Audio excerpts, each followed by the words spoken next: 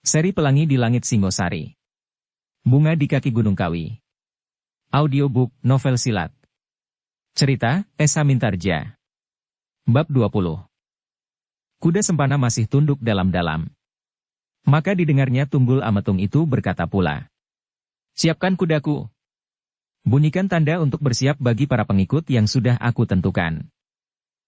Kuda Sempana tidak dapat berbuat lain kecuali mematuhi perintah itu. Segera ia menyembah dan kemudian beringsut meninggalkan ruangan itu. Demikian ia keluar pintu, maka wajahnya yang lesu itu tiba-tiba berubah menjadi cerah.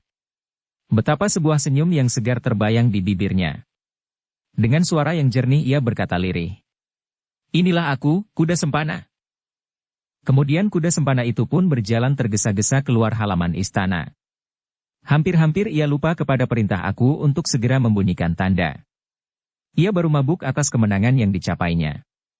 Aku telah dapat dipaksanya untuk menuruti kehendaknya dengan caranya.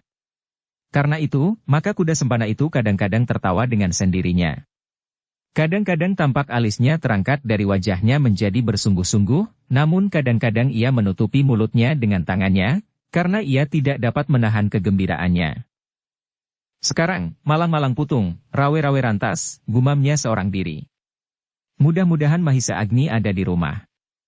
Aku pasti akan membunuhnya. Sesaat kemudian terdengarlah bunyi kentongan di menara di sudut dinding luar istana. Bunyinya menggema memancar hampir ke segenap penjuru kota. Para prajurit dan pelayan istana segera mengetahuinya, bahwa sang aku akan pergi berburu. Witantra pun kemudian mendengar suara itu. Maka segera ia pun menyiapkan dirinya. Namun kepada Mahisa Agni ia berkata, terlalu pagi. Biasanya aku berangkat apabila matahari telah sepenggalah. Mungkin sang aku akan memilih daerah perburuan yang agak jauh, sahut Mahisa Agni. Mungkin, desis Witantra, dan kemudian katanya. Sudahlah Wiraprana, aku akan berangkat. Kentong pertama sudah berbunyi. Kentong kedua kami harus sudah berkumpul, dan kentong ketiga kami akan berangkat. Silakan Witantra. Aku akan menunggu di sini.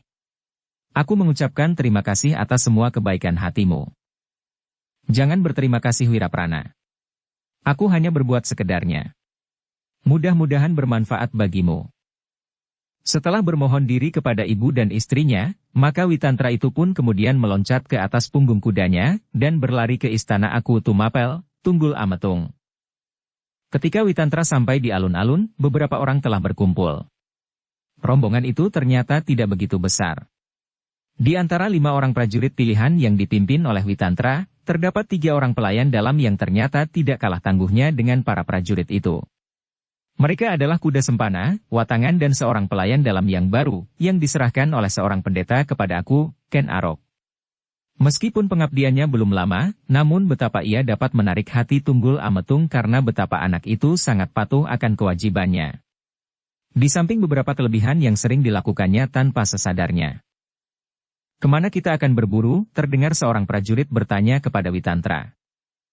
Witantra menggelengkan kepalanya. Entahlah, jawabnya.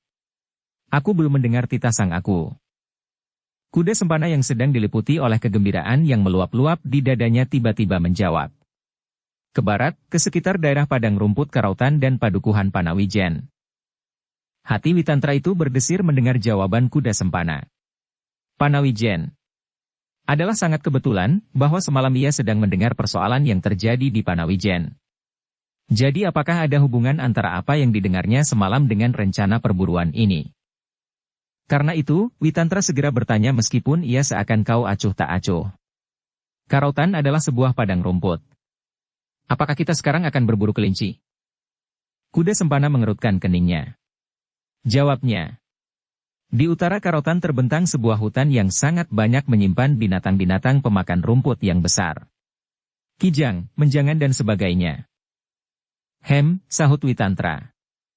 Apakah aku kali ini ingin berburu kijang? Aku adalah seorang yang gemar kepada pengalaman-pengalaman yang dahsyat.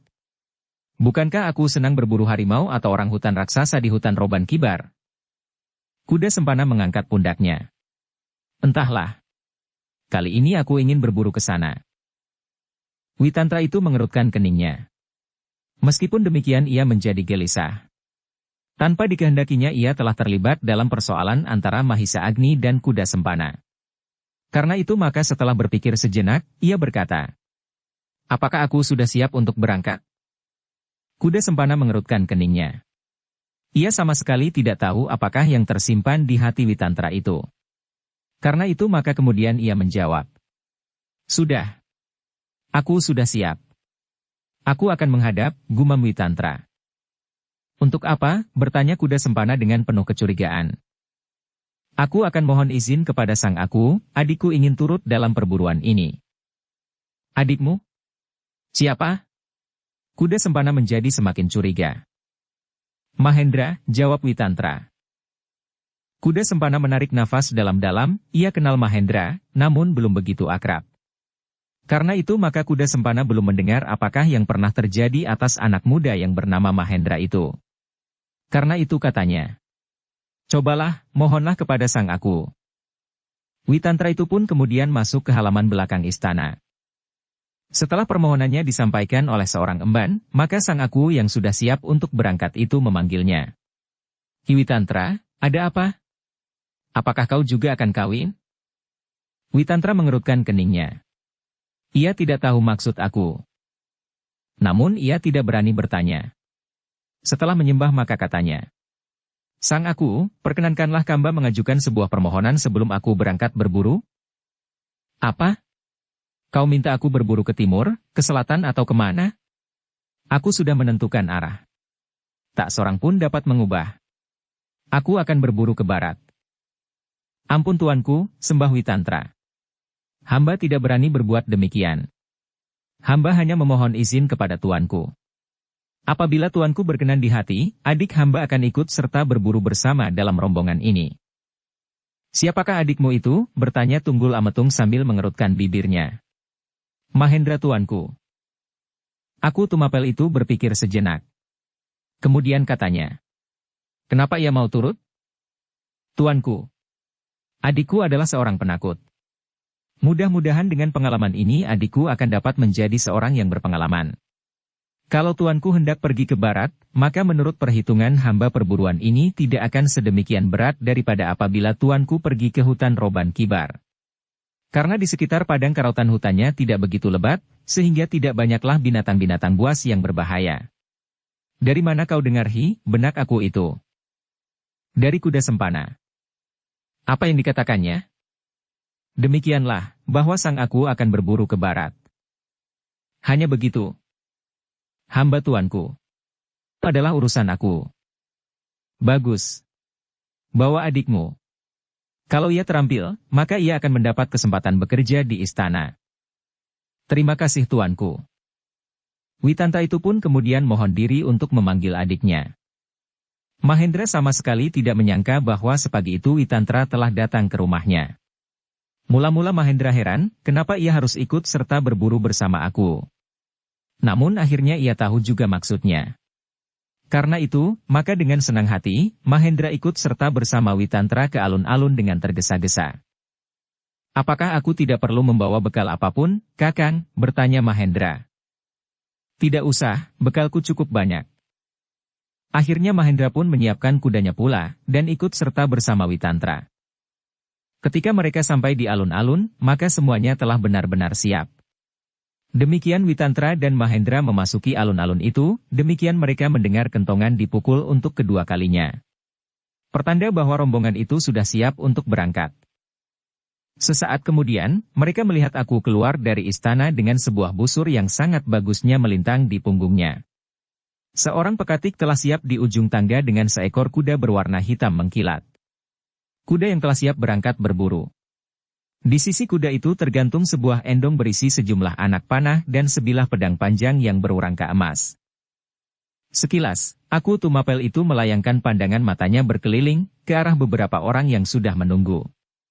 Dilihatnya ketiga orang pelayan dalam istana, di antaranya kuda sempana. 5 orang prajurit di bawah pimpinan Witantra dan seorang anak muda yang belum dikenalnya. "Itukah adikmu Witantra?" Witantra mengangguk dalam-dalam, kemudian jawabnya. "Hamba aku." Adikmu itu gagah juga, segagah kau. Mudah-mudahan ia mampu membunuh kelinci." Mahendra menggigit bibirnya. Namun ia tidak berkata apapun juga. Dengan tangannya Aku Tumapel memberi tanda kepada rombongannya untuk berangkat. Maka terdengarlah suara kentongan yang ketiga kalinya. Demikian kentongan itu berbunyi, maka meloncatlah Aku Tunggul Ametung ke atas punggung kudanya. Para pengiringnya itu pun segera meloncat pula ke atas kuda masing-masing. Dan sesaat kemudian mereka mendengar Tunggul Ametung berkata, "Ayo, kita berangkat." Iring-iringan itu kemudian mulai bergerak. Di depan sendiri Aku Tumapel berkuda dengan gagahnya. Aku itu benar-benar seorang yang gagah, apalagi di atas kuda hitam mengkilat. Kuda yang tegar dan besar. Di belakangnya kuda sempana mengiringinya sambil tersenyum. Ia merasa bahwa hari ini adalah hari yang paling bahagia baginya. Aku Tumapel itu ternyata dapat dikendalikannya untuk membantu mengambil gadis yang telah menyakitkan hatinya itu. Di belakang kuda sempana berkuda berjajar dua orang kawan kuda sempana. Salah seorang daripadanya bernama Ken Arok. Seorang anak muda pendiam, namun di balik kediamannya itu tersimpan beberapa keanehan dan kekuatan-kekuatan yang tak dimiliki oleh anak-anak sebayanya. Baru di belakang mereka, di belakang para pelayan dalam itu, berkuda para prajurit. 5 orang ditambah dengan seorang adik seperguruan Witantra. Di sepanjang perjalanan itu, Witantra benar menjadi bingung. Apakah yang kira-kira akan dilakukan oleh rombongan ini? Apakah kebetulan saja kalau aku memilih arah ke barat? Atau ada hubungan yang erat dengan maksud kuda sempana? Witantra menjadi ragu-ragu. Ia ingin segera memberitahukan persoalan itu apabila keadaan memaksa. Kalau tidak, maka biarlah ia tidak menggelisahkan Mahisa Agni yang sampai saat terakhir masih disangkanya Wiraprana. Tetapi, semakin lama hatinya semakin gelisah. Meskipun demikian ia masih ingin tahu kemana mereka sebenarnya akan pergi. Penduduk kota Tumapel melihat kepergian Akunya dengan berbagai tanggapan. Seorang di antaranya memujinya setinggi langit, katanya. Tak ada aku segagah Aku Tumapel. Carilah di seluruh Kediri. Tubuhnya yang kokoh kuat. Masih muda lagi. Kalau ia pergi berburu seperti kali ini, maka benar-benar seperti dewa mengejawantah. Namun ada orang lain yang mencemoohkannya. Ia tidak mampu berbuat selain berburu. Apakah kemajuan yang pernah dicapainya selama ia menjadi Aku? Lihat, meskipun ia sudah setua itu, namun ia masih belum juga berani kawin. Seperti apa yang dilakukannya, maka Aku itu mempunyai beberapa bentuk tanggapan dari rakyat. Ada yang mencintainya sebagai seorang yang paling bermurah hati di dunia ini, namun ada yang mengumpatinya sebagai seorang yang paling kejam di muka bumi. Sebab Aku itu berbuat apa saja yang ingin dilakukan sesaat-sesaat. Kadang-kadang ia lupa apa yang dikatakannya kemarin dan ia tidak tahu apa yang akan dikatakannya besok. Tetapi sebagian dari rakyat Tumapel melihat kemegahan Tunggul Ametung pada para pengiringnya. Dilihatnya seorang yang gagah berkuda di belakangnya, kemudian beberapa orang yang bertubuh tegap kekar. Mereka semuanya telah siap dalam kelengkapan seorang pemburu. Namun para prajurit itu tidak saja siap untuk berburu, namun apabila ada bahaya di sepanjang perjalanan mereka maka mereka pun siap untuk bertempur.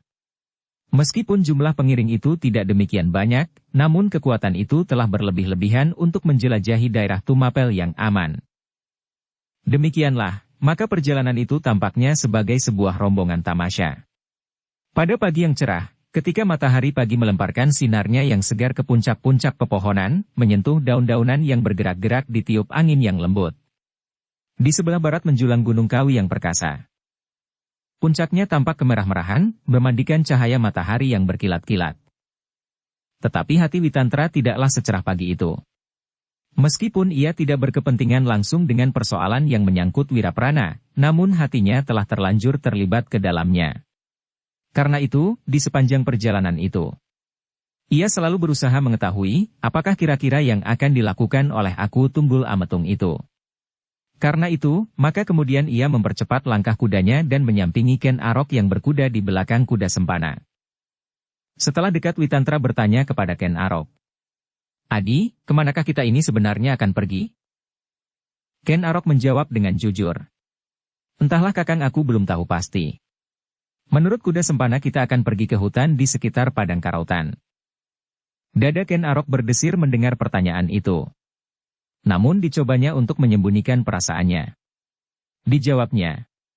Ya pernah Kakang, sekali dua kali aku pernah lewat di hutan itu.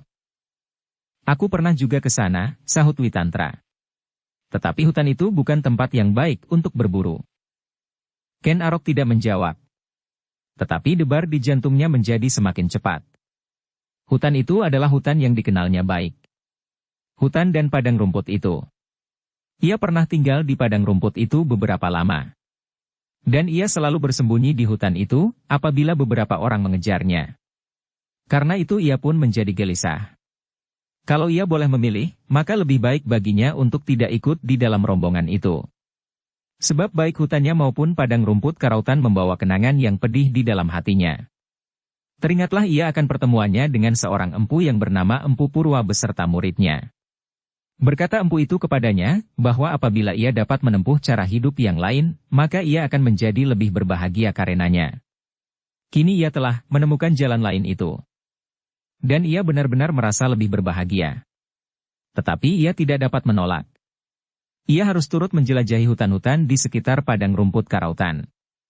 Daerah yang pernah dipakainya untuk melakukan pembantaian, perkosaan dan perampokan.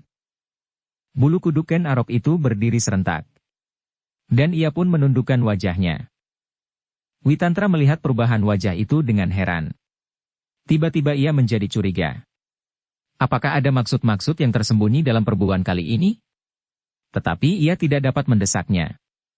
Mungkin ada sesuatu yang dirahasiakan. Meskipun demikian Witantra tidak segera mengambil kesimpulan. Ia tidak mau membuat keributan apabila persoalannya belum jelas.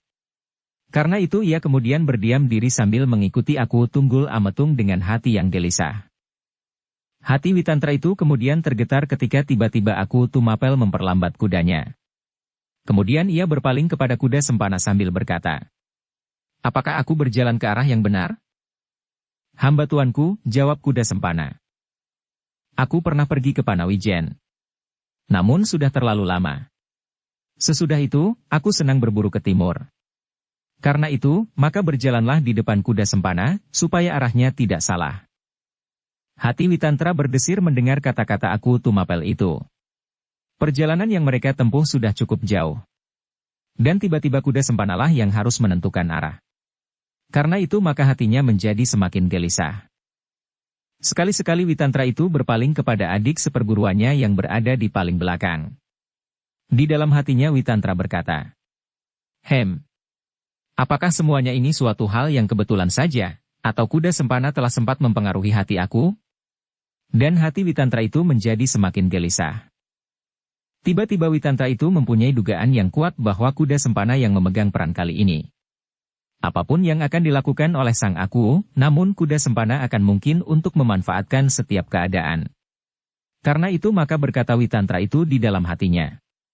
Kenapa aku tidak memberitahukan saja kepada Wiraprana apa yang akan dilakukan oleh kuda Sempana?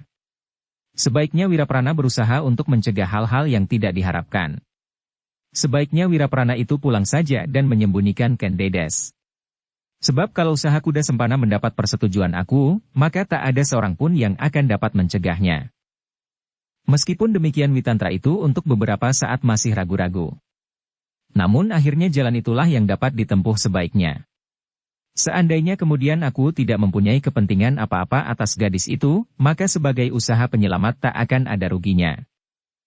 Karena itu, maka kemudian Witantra itu memperlambat kudanya dan berjalan di samping Mahendra.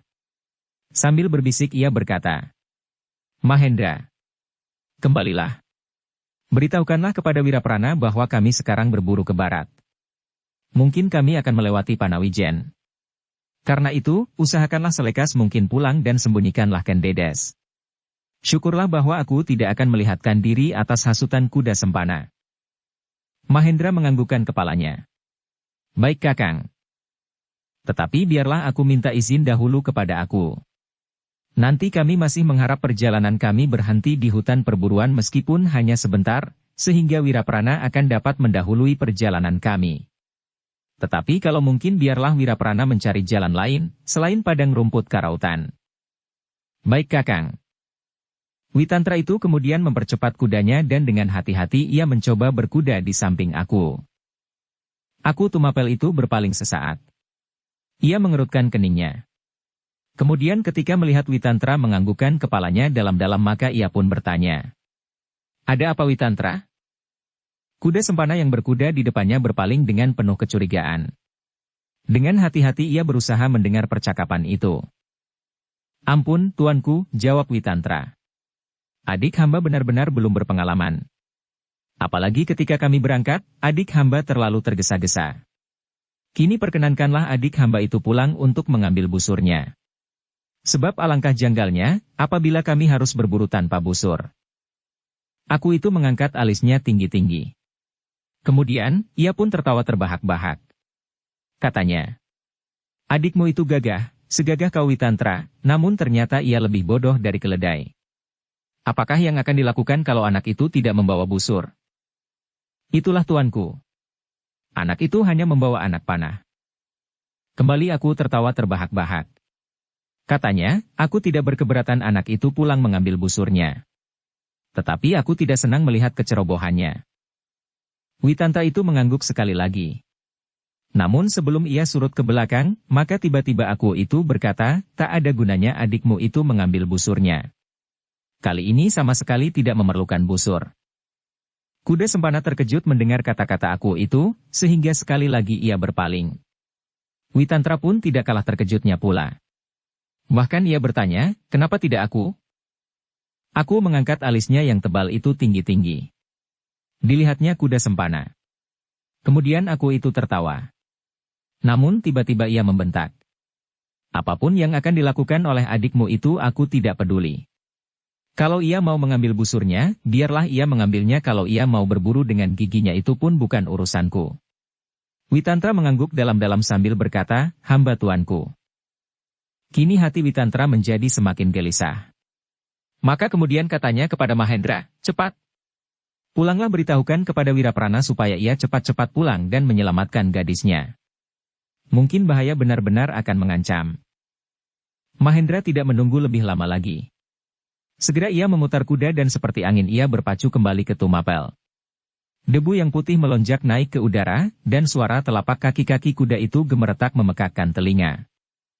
Ketika sang aku berpaling, dilihatnya kuda Mahendra itu seperti anak panah yang meluncur cepat sekali. Tiba-tiba, aku itu melambaikan tangannya memanggil Witantra, itukah adikmu? Hamba. Aku. Ternyata adikmu itu pandai berkuda. Aku senang kepada keterampilannya. Terima kasih tuanku. Tetapi otaknya terlalu tumpul. Kalau ia pergi berperang, dan ia lupa membawa senjatanya, apa yang akan dilakukan? Anak itu masih terlalu muda dan kurang pengalaman. Tunggul Ametung tidak menjawab. Kini diangkatnya wajahnya dan dipandanginya jalur-jalur jalan yang menjelujur di hadapannya. Sambil mengangguk-anggukan kepalanya aku itu berkata, sawah-sawah di sini cukup baik. Kemudian kepada kuda sempana ia berkata, kuda sempana. Kaulah yang memimpin perburuan kali ini. Kembali dada Witantra berdesir. Agaknya kemungkinan-kemungkinan yang kurang baik semakin nyata akan terjadi. Karena itu maka ia menyesal bahwa agak terlambat mengabarkannya kepada Mahisa Agni yang disangkanya Wiraprana. Meskipun demikian, maka Witantra itu akan berusaha untuk memperlambat perjalanan mereka. Katanya, hutan-hutan di sekitar Karautan memang banyak menyimpan binatang-binatang yang baik untuk diburu. Kijang, menjangan dan beberapa jenis harimau. Karena itu, maka kami akan mengharap bahwa aku akan menjadi bergembira karenanya. Bukankah aku belum pernah memiliki kijang yang berkulit belang? Agaknya aku Tumapel itu tertarik juga kepada kata-kata Witantra. Katanya, apakah di Panawijen ada kijang berbulu belang? Tidak di Panawijen tuanku, tetapi di hutan-hutan di sekitar padang rumput Karautan. Hi, kuda sempana, berkata aku itu. Kita berburu kijang berbulu belang di padang rumput Karautan. Kuda sempana itu terkejut mendengar perintah aku itu. Karena itu ia bertanya, apakah kita pergi berburu dahulu tuanku? Pertanyaan itu benar-benar aneh bagi Witantra. Mereka berangkat untuk berburu. Kenapa pertanyaan kuda sempana itu justru tentang perburuan itu sendiri? Karena itu, maka Witantra itu seolah-olah mendapatkan beberapa petunjuk apa sebenarnya yang akan dilakukan oleh kuda sempana. Desahnya di dalam hati. Ternyata aku terlalu bodoh sehingga aku terlambat memberitahukannya kepada Wiraprana. Mudah-mudahan aku tertarik kepada kijang berbulu belang. Mendengar pertanyaan kuda sempana, aku Tumapel itu mengerutkan alisnya. Segera ia teringat kepada cerita kuda sempana tentang seorang empu yang telah merendahkan derajatnya sebagai seorang aku, karena itu, maka dengan geramnya ia berkata, "Kita ke Panawijen." Witantra kini hampir yakin karenanya, bahwa kuda sempana pasti sudah berhasil membujuk aku untuk kepentingannya. Karena itu maka penyesalan yang bergolak di dalam dadanya menjadi semakin melonjak-lonjak. Mudah-mudahan Wiraprana tidak terlambat. Meskipun demikian, Witantra itu berkata, "Ampun aku, tidak di Panawijen, tetapi di sebelah Padang Karautan." "Apa?" bertanya aku itu sambil mengangkat wajahnya. Hati Witantra tergetar karenanya. Namun jawabnya, "Kijang berbulu belang. Tidak saja bulunya tuanku, tetapi kulitnya. Hamba pernah mendapatkannya dahulu. Kulitnya kini menghias dinding paman hamba di Kediri." Aku Tumapel itu menyipitkan sebelah matanya. Sambil mengangguk-anggukan kepalanya ia berkata, "Bagus. Bagus sekali. Kita mencari kijang berbulu belang.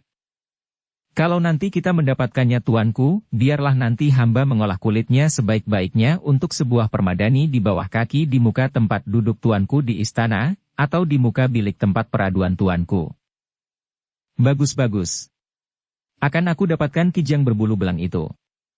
Kalau tidak, maka aku akan mengulangi perburuan ini sampai aku mendapatkannya." Tiba-tiba kuda sempana yang kecemasan berkata, "Kijang itu telah lama punah." "Hi." Aku Tumapel terkejut. "Apakah kau berkata benar?" "Tidak," sahut Witantra. "Belum lama aku telah melihatnya, seorang pemburu membawa kijang serupa itu. Kijang itu tidak terlalu baik. Raja Kediri pernah memesannya. Tetapi aku Tumapel bukan Raja Kediri. Kenapa mesti menirunya? Biarlah suatu ketika Kediri meniru aku Tumapel, meskipun Tumapel berada di dalam lingkungan kerajaan Kediri." Tunggul Ametung mengerutkan keningnya mendengar kata-kata kuda sempana itu. Dan sebelum ia menjawab, kuda sempana telah berkata pula, "Apakah kau sangka dalam menilai keindahan, aku Tumapel iri ada di bawah Baginda Kertajaya? Kalau Baginda Kertajaya itu senang kepada kijang berbulu belang, maka aku Tumapel akan membuat perhiasan yang lain, yang jauh lebih indah dari kijang berbulu belang itu." "Apakah itu?" tiba-tiba aku Tumapel itu bertanya. Kuda sempana menjadi gelisah mendapat pertanyaan itu. Karena itu maka jawabnya, "Kita belum menemukan itu tuanku. Namun suatu ketika akan kita dapatkan." "Ya. Suatu ketika akan kita dapatkan," gumam Tunggul Ametung. Witantra kemudian terdiam. Tetapi hatinya menjadi semakin gelisah. Apalagi ketika kuda sempana mempercepat langkah kudanya. "Setan itu telah berhasil mempengaruhi aku Tumapel," katanya di dalam hati. Karena itulah maka detak jantungnya terasa semakin cepat. Beberapa persoalan menghentak-hentak dadanya sehingga akhirnya Witantra itu tidak tahan lagi menyimpan pertanyaan-pertanyaan yang menghimpit perasaannya. Dengan cemas maka diberanikan dirinya bertanya, "Aku, apakah kita tidak berburu kali ini?" "Siapa bilang?" sahut aku itu. "Tuanku, aku hanya menjadi bingung saja. Aku tadi mendengar adik kuda sempana bertanya, apakah kita pergi berburu dahulu? Apakah sesudah itu kita mempunyai suatu rencana yang lain?" Aku Tumapel itu tiba-tiba tertawa terbahak-bahak. Sambil meraba-raba suri kudanya Tunggul Ametung itu berkata, "Kita sedang berburu. Apapun yang kita buru." Tunggul Ametung itu berhenti sejenak, kemudian katanya seterusnya, "Apakah kau sudah beristri Witantra?" Witantra bingung mendengar pertanyaan itu.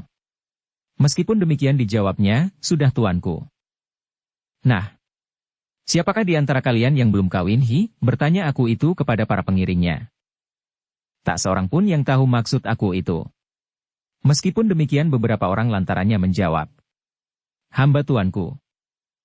"Nah, nanti akan sempat giliran kalian kawin. Sekarang marilah kita memberi kesempatan pertama kepada kuda sempana.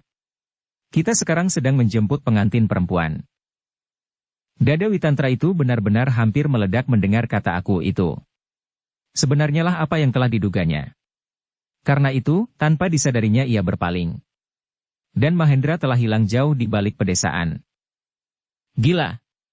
Witantra itu menggeram di dalam hati. Bukan saja Witantra, namun semua orang menjadi heran karenanya. Apakah yang harus mereka lakukan? Tiba-tiba mereka mendengar aku itu berkata lantang. Aku tidak mau dihinakan oleh siapapun juga. Penghinaan terhadap orang-orangku hanya karena ia hamba aku adalah penghinaan bagiku. Karena itu maka sekarang aku sedang menunjukkan kekuasaanku. Kini Witantra sudah merasa pasti, apakah yang akan dihadapinya. Mengantarkan kuda sempana mengambilkan Dedes dengan paksa. Dengan kekerasan. Karena itu maka alangkah ia menjadi bersedih hati. Ia tidak tahu, alasan-alasan apakah yang dipakai oleh aku itu untuk meluluskan permintaan kuda sempana. Kalau semula aku ingin berangkat berburu, maka tiba-tiba maksud itu telah disimpangkannya oleh kuda sempana. Rombongan aku Tumapel itu berjalan berderap-derap di atas tanah berbatu-batu. Setiap bunyi telapak kaki kuda-kuda itu seakan-akan suara sangkakala yang meneriakkan kekuasaan di tangan aku Tumapel kekuasaan. Tidak lebih daripada kekuasaan lahiriah. Dan aku Tunggul Ametung itu sedang menunjukkan kekuasaan. Sebenarnya Tunggul Ametung itu berpikir di dalam hatinya. Tak ada orang dapat menentang kehendakku. Kalau ada orang yang mencoba menolak keputusanku, maka aku akan memaksanya dengan kekerasan. Aku mempunyai cukup prajurit, cukup senjata dan cukup apa saja untuk menindas mereka. Apalagi mereka yang telah menghina aku. Witantra semakin lama menjadi semakin berdebar-debar. Semakin dekat mereka dengan Panawijen, maka hatinya menjadi semakin sedih. Sehingga ketika ia tidak dapat menahan hati lagi, diberanikannya sekali lagi bertanya kepada aku itu. Tuanku, apakah yang harus hamba lakukan nanti, apabila kita tidak pergi berburu? Gila, bentar aku itu. Kau adalah seorang prajurit. Kau adalah alatku untuk menunjukkan kekuasaanku. Kalau aku sedang melakukan sesuatu untuk menunjukkan bahwa aku Tumapel lah yang berkuasa di Tumapel, maka kau harus melindungi kekuasaan itu. Hamba tuanku. Sebenarnya lah demikian. Hamba pun akan berbuat demikian. Tetapi untuk kali ini, kekuasaan tuanku yang manakah yang harus hamba amankan? Apakah kau sudah uli? Teriak aku itu dengan marahnya. Suaranya menggelegar memenuhi dataran di sebelah timur Gunung Kawi itu. Aku akan mengambil seorang gadis bernama Kendedes di desa Panawijen. Orang tua itu menolak kuda sempana yang telah dipertunangkan sejak kecil. Karena kuda sempana adalah pelayan dalam aku Tumapel. Witantra menarik nafas. Dan didengarnya Tunggul Ametung itu berkata pula. Nah, apakah itu bukan suatu penghinaan bagi aku Tumapel? Witantra menarik bibirnya. Terasa betapa hatinya menjadi sakit. Ia tahu pasti bahwa Empu Purwa telah memberi keleluasaan kepada Kendedes untuk menjatuhkan pilihannya. Bahkan adiknya seperguruannya pun pernah terluka hatinya, sehingga hampir ia kehilangan keseimbangan pula dengan menantang Wiraprana berkelahi. Bahkan baru kemarin rasa-rasanya sekali lagi Mahendra berkelahi dengan Mahisa Agni yang disangkanya Wiraprana. Tetapi ia menentang perbuatan yang nurani dari adiknya itu. Kini ternyata kuda sempanalah yang berbuat curang. Karena itu Witantra itu benar-benar menjadi sedih. Sedih atas peristiwa yang akan terjadi, peristiwa yang pasti akan menyinggung rasa keadilan. Sebagai seorang prajurit Witantra menyadari tugasnya. Ia tidak dapat mengingkari perintah yang diberikan oleh atasannya. Oleh aku Tumapel itu. Namun ia tahu pasti bahwa apa yang dilakukan itu telah berkisar dari kebenaran dan telah melanggar keadilan. Dengan kekuatan dan kekuasaan yang ada padanya, aku akan dapat berbuat apa saja. Merampas, membunuh, mengambil istri orang dan apa saja. Kalau ia melakukan perampasan, pemerasan dan sebagainya, maka ia adalah jauh lebih jahat dari perampok yang paling jahat sekalipun. Sebab sebenarnya akulah yang harus melindungi rakyatnya dari ketakutan dan kesewenang-wenangan. Tetapi aku Tumapel telah mengatakan kepadanya, bahwa kini ia sedang menunjukkan kekuasaan. Dan dirinya lah alat dari kekuasaan itu. Dirinya sebagai manusia dan pedang yang tergantung di pinggangnya itu. Kuda sempana yang berkuda di ujung rombongan itu kemudian mempercepat jalan kudanya. Di hadapannya kini telah terbentang padang rumput karautan. Agaknya mereka akan menerobos di tengah-tengah padang rumput itu. Ken Arok tiba-tiba mengerutkan keningnya. Ditatapnya padang yang terbentang luas di hadapannya itu dengan wajah yang sayu. Padang yang telah menggoreskan kenangan yang suram. Apakah aku akan dapat melupakan semua yang telah terjadi, bisiknya di dalam hati. Ken Arok menarik nafas dalam-dalam. Timbullah pertanyaan di dalam hatinya. Apakah Yang Maha Agung mau menerima aku menghadap dengan tangan yang dikotori oleh darah? Berpuluh-puluh orang telah menjadi korbanku di padang rumput ini. Tetapi Ken Arok tidak mendapat kesempatan untuk berangan-angan. Kini kuda mereka berjalan semakin cepat, dan sebentar lagi mereka akan sampai ke Panawijen. Tempat tinggal seorang gadis yang baru tumbuh dan berkembang. Namun tiba-tiba angin yang kencang telah melandanya. Angin prahara, yang tak akan dapat dibendung oleh siapapun. Demikianlah rombongan itu telah mengejutkan seluruh penduduk Panawijen. Ketika mereka melihat sebuah iring-iringan, dan di depan sendiri mereka melihat kuda sempana, maka seluruh penduduk Panawijen, apalagi anak-anak mudanya, menjadi ketakutan. Langsung mereka dapat menebak bahwa kuda sempana telah datang kembali dengan kawan-kawannya.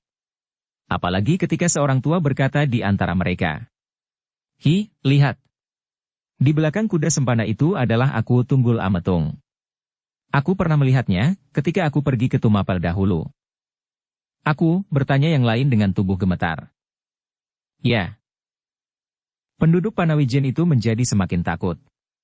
Dan Witantra pun benar-benar telah berputus asa untuk menyelamatkan gadis itu. Mahendra pasti terlambat, sehingga Mahisa Agni yang disangkanya Wiraprana pasti tak akan sempat menyembunyikan gadis itu. Sedang dirinya sendiri tidak mungkin untuk melakukannya. Ia adalah prajurit aku, sehingga dengan demikian, maka mau tidak mau ia harus berdiri di pihaknya. Witantra itu tiba-tiba menangis dalam hatinya. Ia tidak pernah menyangka bahwa pada suatu saat ia harus melakukan pekerjaan yang bertentangan dengan rasa keadilannya. Ia harus melindungi suatu perbuatan yang ia tahu bahwa perbuatan itu melanggar sendi penghidupan dan kebenaran. Tetapi ia tidak dapat berbuat apa-apa. Ia harus menyaksikan perbuatan yang tercela itu terjadi di hadapan hidungnya tanpa dapat mencegahnya. Maka terjadilah pergulatan di dalam dirinya. Pergulatan antara kesetiaannya kepada aku Tumapel dan kesetiaannya kepada kebenaran. Witantra itu menarik nafas dalam-dalam. Diingatnya tiba-tiba istrinya yang masih muda dan ibunya yang sudah tua. Ia berdesah di dalam hatinya. Orang-orang itu pun harus menjadi bahan pertimbangannya. Kalau ia menentang perintah aku Tunggul Ametung, maka akibatnya, ia akan kehilangan pangkat dan jabatannya, bahkan mungkin ia akan diusir dari Tumapel. Lalu kemanakah ia akan pergi? Bagaimanakah kemudian dengan istri dan ibunya? Istri Witantra bukanlah seorang gadis yang dapat mengalami kesulitan-kesulitan. Istrinya adalah seorang perempuan yang manja, yang hanya dapat menikmati kebesaran nama dan jabatannya. Bahkan istrinya itu bersedia dikawininya, karena Witantra adalah salah seorang pemimpin prajurit pengawal aku. Kalau kemudian ia kehilangan pangkat dan jabatannya, maka ia pasti akan kehilangan istrinya itu pula. Kuda-kuda yang ditumpangi oleh rombongan dari Tumapel itu berjalan terus. Derap kakinya mengejutkan setiap penduduk Panawijen. Beberapa orang menjadi gemetar karenanya, dan beberapa orang mengeluh di dalam hatinya. Kasihan Empu Purwa. Gadisnya benar-benar akan hilang ditelan oleh kuda sempana. Berita tentang kedatangan aku itu pun segera menjalar ke telinga Ki Buyut Panawijen. Dengan debar di dalam dadanya ia bertanya. "Kau melihat aku sendiri datang?" "Ya," sahut orang yang memberitahukan kepada buyut itu. "Di manakah Wiraprana?" "Mungkin di rumah Empu Purwa." "Jangan melawan. Usahakan saja untuk menyembunyikan gadis itu. Cepat!" Tetapi orang-orang dari Tumapel itu berkuda. "Aku tak akan dapat mendahuluinya." "Cobalah," berkata buyut itu. "Aku akan segera dalang pula ke sana." Orang itu pun berusaha memenuhi permintaan tetua padukuhannya. Dengan penuh belas kasihan orang itu berlari menerobos halaman-halaman rumah tetangga-tetangganya dan memintasi kebun-kebun yang rimbun. Akhirnya ia sampai juga ke rumah Empu Purwa sebelum iring-iringan kuda yang harus berjalan melingkar-lingkar itu datang. Dengan penuh kecemasan, maka segera ia bercerita tentang apa yang diketahuinya. Wiraprana dan Kendedes menjadi terkejut bukan buatan. Wajah gadis itu tiba-tiba menjadi pucat dan tubuh Wiraprana bergetaran. "Apakah mereka sedang menuju kemari?" "Ya." Wiraprana menjadi bingung dan tiba-tiba ia bergumam. "Kenapa Agni belum juga pulang?" Ternyata ia hanya berbuat menurut kemauannya sendiri. Ia tidak berpikir tentang kami di sini. Jangan hanya menyalahkan Kakang Agni, potong Ken Dedes. Lalu apa yang harus kita lakukan? Wiraprana diam sesaat. Kemudian katanya, pendapat ayah baik sekali. Mari kita bersembunyi di luar rumah ini. Ken Dedes menganggukkan kepalanya. Kemudian kepada seorang cantrik ia berkata, katakan bahwa kami tidak ada di rumah. Sejak kemarin kami meninggalkan rumah ini. Cantrik itu menganggukkan kepalanya sambil berkata, baik. Baik akan kukatakan kepada mereka. Cepat pergilah, desak emban tua yang masih sangat lemahnya setelah ia kemarin dicederai oleh kuda sempana. Tetapi apakah mereka tidak akan mencari kita di seluruh padukuhan ini, desah Wiraprana. Cepat, tiba-tiba emban tua itu membentak. Jangan ributkan hal yang lain-lain. Bersembunyi. Wiraprana tidak membantah. Ia tidak sempat menjadi heran atas sikap emban yang tiba-tiba menjadi garang itu. Karena itu maka segera ia melangkah turun dari pendapa. Tetapi keduanya terlambat. Sebelum mereka mencapai regol halaman, maka tiba-tiba mereka mendengar derap kuda mendekati regol itu. Cepat kembali, teriak emban tua itu. Panjatlah dinding belakang. Tetapi Wiraprana tidak sempat berbuat demikian. Sebelum sempat memutar tubuhnya, maka muncullah seekor kuda yang tegar dari regol pagar. Seekor, disusul oleh yang lain dan akhirnya halaman itu pun telah hampir penuh dengan kuda-kuda dan penunggangnya. Meskipun demikian, di luar regol itu pun masih ada 2-3 ekor kuda yang di punggungnya duduk prajurit-prajurit yang sudah siap untuk berbuat apa saja. Tubuh Ken Dedes tiba-tiba menjadi lemah seakan-akan kehilangan segenap tulang belulangnya. Dilihatnya kuda sempana tersenyum di atas punggung kuda dan di sampingnya seorang yang gagah dengan pakaian gemerlapan. Tunggul Ametung sesaat diam terpaku. Inikah gadis yang disebut oleh kuda sempana itu? Karena itu, maka terdengar suaranya berat parau. Kuda sempana, adakah gadis ini yang kau sebut-sebut bernama Ken Dedes? Kuda sempana menarik keningnya. Sahutnya, dari mana tuanku tahu? Tunggul Ametung tertawa. Aku hanya menduga. Gadis ini adalah gadis yang cantik sekali. Sekali lagi kuda sempana menarik keningnya. Ketika kemudian ia memandangi gadis itu, dilihatnya Ken Dedes menjadi pucat sepucat mayat. Tetapi kuda sempana tidak memedulikannya. Dengan lantang ia berkata, atas nama tuanku aku Tumapel, maka aku diperintahkan untuk membawa Ken Dedes ke Tumapel. Meskipun hal itu sudah diduganya sejak kuda sempana itu memasuki regol halaman, namun kata-kata telah menampar hati Ken Dedes dan Wiraprana seperti gunung yang runtuh menimpa dadanya.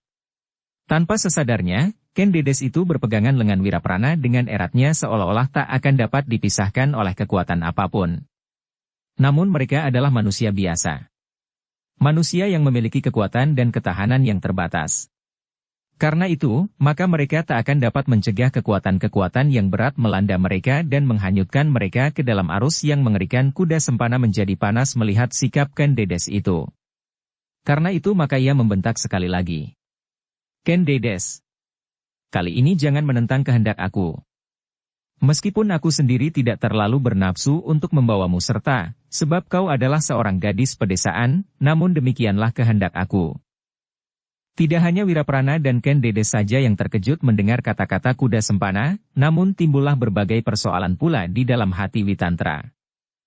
Kuda sempana, tiba-tiba Wiraprana itu berkata dengan suara yang bergetar. Apakah sebenarnya kehendakmu? Jangan banyak cakap, potong kuda sempana. Kau harus melepaskan Ken Dedes dan Ken Dedes harus pergi ke Tumapel. Tidak, bantah Ken Dedes. Sekali lagi, jangan menyangkal. Kuda sempana menjadi sangat marah, ia tidak mau mengadakan perdebatan terlalu lama, sebab dengan demikian, maka persoalan yang sebenarnya akan mungkin didengar oleh Tunggul Ametung. Karena itu maka ia berteriak. Wiraprana, tinggalkan Ken Dedes, atau aku memaksamu? Witantra menjadi bingung mendengar nama itu disebut. Wiraprana sepanjang pengetahuannya berada di rumahnya. Tetapi tiba-tiba di sini ia berhadapan dengan Wiraprana pula. Namun sementara itu ia tidak mau memikirkan keanehan itu yang berputar-putar di dalam kepalanya adalah kekejian kuda sempana.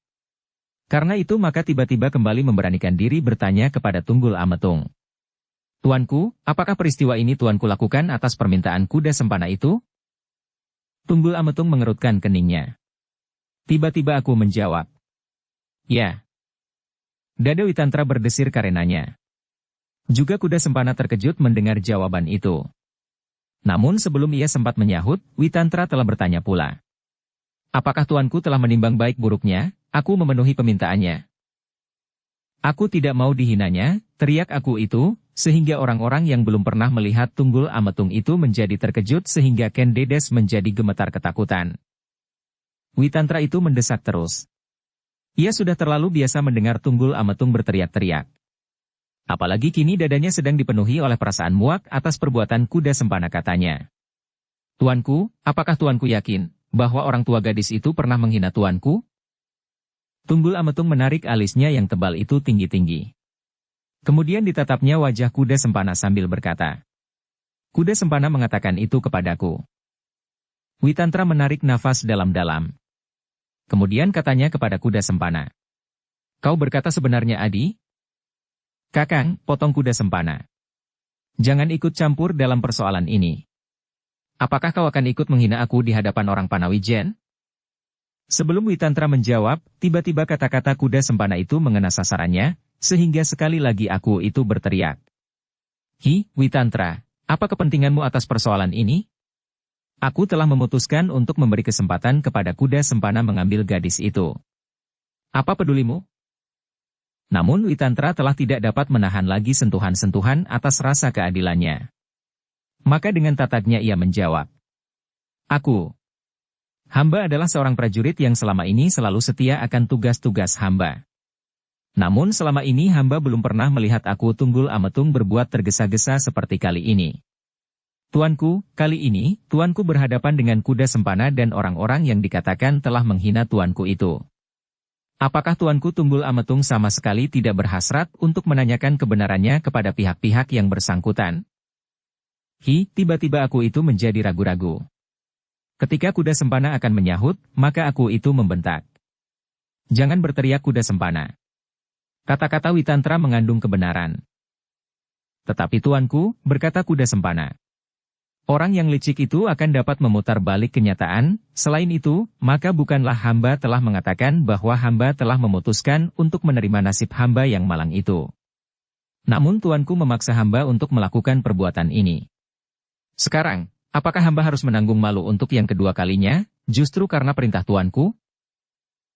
Kembali aku itu menjadi bimbang. Sesaat kemudian ia berkata, Ya. Aku telah memerintahkan kepadamu. Tuanku, potong Witantra. Tuanku dapat mencabut setiap perintah yang hanya berdasarkan keterangan-keterangan yang tidak benar. Sekarang, apakah perintah tuanku itu sudah didasari atas keterangan-keterangan yang benar? Kalau tuanku mencabut perintah itu, sama sekali bukan kesalahan tuanku, namun yang memberi keterangan itulah yang bersalah. Aku Tumapel itu menjadi bingung. Namun tiba-tiba sekali lagi dipandangnya wajah gadis yang berdiri ketakutan di halaman rumahnya itu. Wajah seorang gadis yang tulus dan wajar, sewajar gadis pedesaan yang lain. Tanpa pulasan apapun wajah Ken Dedes telah memancar seperti bulan tanggal setengah. Semua yang berdiri di halaman itu menjadi tegang. Semuanya memandang wajah aku Tumapel. Alisnya yang tebal bergerak-gerak tak hentinya. Tiba-tiba aku itu mengangkat dadanya dan berteriak nyaring. Akulah aku Tumapel. Semua kekuasaan berada di tanganku. Kemudian kepada kuda sempana ia berkata. Kuda sempana, ambil gadis itu. Tuanku, potong Witantra. Namun Tunggul Ametung berteriak lebih keras untuk menutup segala kemungkinan yang membisiki relung hatinya. Cepat! Sebelum aku berubah pendirian. Kuda sempana tidak menunggu lebih lama lagi. Segera ia meloncat dari kudanya dan berjalan menuju ke arah Ken Dedes yang gemetar ketakutan. Jangan melawan, bisik emban tua yang cukup makan pahit asamnya kehidupan. Ikutlah, sementara kita dapat merencanakan pertolongan. Namun Wiraprana tidak mau mendengarkan nasihat itu. Bahkan ia bergumam. Kenapa Agni tidak juga kembali? Jangan ributkan Agni. Sementara itu kuda sempana menjadi semakin dekat. Di sekitarnya beberapa orang berkuda memandangnya dengan tegang. Semuanya seakan-akan menahan nifasnya. Ken Arok menarik nafas dalam-dalam. Apa yang dilihatnya itu, tak ubahnya seperti apa yang pernah dilakukannya di rimba-rimba dan di padang-padang. Ia pernah mencegat seorang anak petani yang sedang pergi mengantarkan makanan buat ayahnya yang bekerja di sawah. Ia pernah berbuat hal-hal yang serupa dengan apa yang disaksikannya, meskipun caranya berbeda. Cara yang pernah dilakukannya adalah cara seorang hantu yang hidup di padang-padang rumput dan hutan-hutan. Namun kini ia melihat cara yang lain, cara seorang yang sedang memiliki kekuasaan dan pedang. Ken Arok itu tiba-tiba menundukkan wajahnya. Ia pernah melihat gadis-gadis menjadi ketakutan seperti Ken Dedes pada saat itu. Dan ia menyesal karenanya. Tetapi ternyata orang-orang yang dianggapnya terhormat itu pun melakukannya pula. Tetapi kali ini ia tidak dapat berbuat apa-apa. Ia sedang mencoba mengubah nasibnya. Dan ia belum sempat melihat perkembangan nasib itu. Karena itu, ia tidak mau berbuat sesuatu yang dapat melemparkannya kembali ke di padang-padang rumput dan hutan-hutan. Kini kuda sempana telah berdiri berhadapan dengan Wiraprana. Dan Wiraprana itu berkata di dalam hatinya. Kali ini untuk ketiga kalinya. Tunggul Ametung menjadi sangat marah hatinya ketika ia melihat seorang anak muda yang mencoba menghalangi kuda sempana.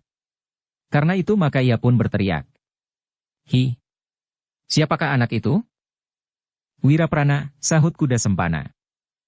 Pergi, jangan halangi kuda sempana mengambil gadis itu. Itu adalah perintah aku Tumapel. Tetapi Wiraprana tidak beranjak dari tempatnya, sehingga aku Tumapel itu berteriak pula, Witantra, kau adalah alat kekuasaan aku Tumapel. Singkirkan anak itu. Witantra menggigit bibirnya. Sekali lagi terjadi pertempuran yang sengit di dalam dadanya. Apakah ia harus ikut serta dalam perbuatan itu? Karena kebimbangan itu maka ia mendengar sekali lagi Tunggul Ametung berkata lantang, Witantra, apakah kau tuli? Hi? Namun alangkah terkejutnya Tunggul Ametung ketika ia mendengar Witantra itu menjawab, Tuanku. Aku tidak ikut dalam perkosaan ini. Tunggul Ametung itu tiba-tiba menjadi gemetar karena marahnya. Belum pernah ia mendengar jawaban yang sedemikian dari bawahannya. Namun kini Witantra itu menolak melakukan perintahnya. Karena tiba-tiba ia memutar kudanya menghadap ke arah prajurit-prajuritnya. Dengan suara yang gemetar ia berkata, tangkap Witantra. Namun suara Tunggul Ametung itu benar-benar seperti burung hantu di padang pasir. Hilang tak berkesan. Tak seorang pun dari para prajuritnya yang bergerak. Mereka menjadi ragu-ragu. Witantra adalah seorang pemimpin yang mereka segani dan mereka senangi. Meskipun kadang-kadang Witantra itu sering berbuat terlalu keras, namun ia dapat tegak pada kewajibannya. Itulah sebabnya maka para prajurit itu menjadi ragu-ragu. Bersambung ke bab 21. Dukung kami dengan subscribe, follow, like, komen dan share. Terima kasih.